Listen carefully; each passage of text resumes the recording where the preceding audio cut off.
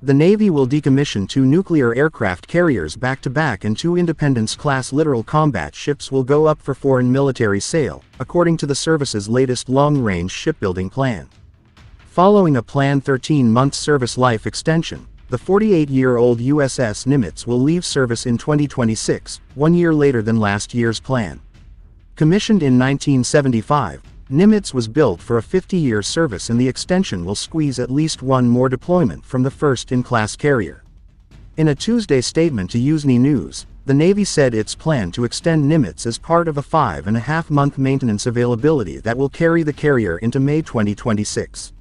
Following its last deployment, Nimitz will travel to HII's Newport News shipbuilding to begin the deactivation process at the Virginia shipyard, Breaking Defense reported last week in a story about planning for Nimitz's disposal.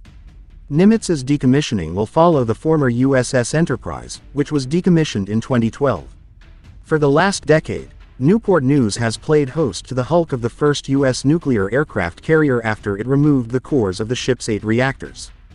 Deactivation of the Nimitz-class carriers, which only have 2 reactors, will likely be an easier task. Newport News has extensive experience on the Nimitz hulls as part of the mid-life refueling and overhaul performed on the carriers.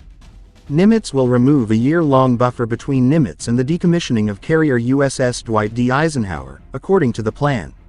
Without a similar service life extension, Ike will leave the fleet in 2027 and likely join Nimitz at Newport News, along with at least 1, if not 2 carriers in overhaul and new carriers Enterprise and Doris Miller that are under construction at the Virginia yard. Also in the long-range shipbuilding plan, the Navy clarified the fate of 2 Independence-class littoral combat ships that the service wants to retire ahead of their 25-year expected service lives. USS Jackson and USS Montgomery, commissioned in 2015 and 2016, respectively, are now marked for foreign military sales as part of the decommissioning plan. The Navy said that focusing the Independence-class ships on mine countermeasure missions means the service only needs 15